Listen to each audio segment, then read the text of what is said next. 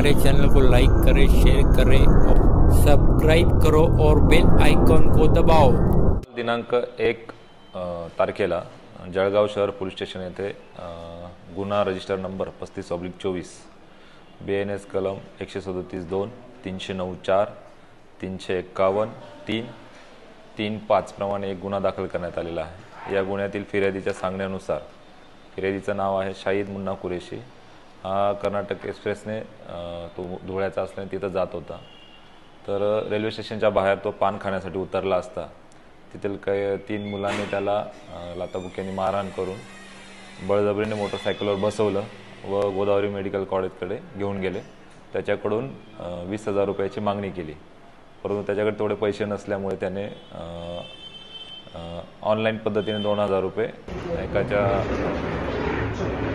Online खात्यावर घेतले आणि 300 रुपये त्याच्या खिशातून काढून घेतले। तो फिर्यादी आपल्या पोलीस स्टेशनला आल्यानंतर संबंधित पोलीस स्टेशनचे प्रभारी अधिकारी अनिल भवारी, त्यांचे DB स्टाफ यांनी तात्काळ त्या स्थळाचे CCTV फुटेज चेक केले। आपल्या नेत्र विभाग येथील महेश वर्मा यांच्या सहकार्यातून शहरातील विविध CCTV फुटेजची पडताळणी करण्यात आली। त्याच्यातून जे 3 आरोपी होते त्यांची ओळख पटवली गेली। त्याच्यातून ते 3 आरोपींची नावं समोर आलेली आहेत। यश रवींद्र पाटील आव्हाने, मनोज आधार सोनवणे कांचननगर, महेंद्र पांडुरंग पाटील वाटिका आश्रम जळगाव।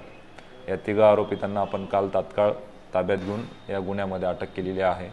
सदर गुन्ह्याचा तपास हा API शिकरे करत आहेत आणि आज आरोपीच्या रिमांड कामी त्यांना कोर्टामध्ये प्रोड्यूस करण्यात येणार आहे। प्रमाणे 3 आरोपी आपण अटक केलेले आहेत।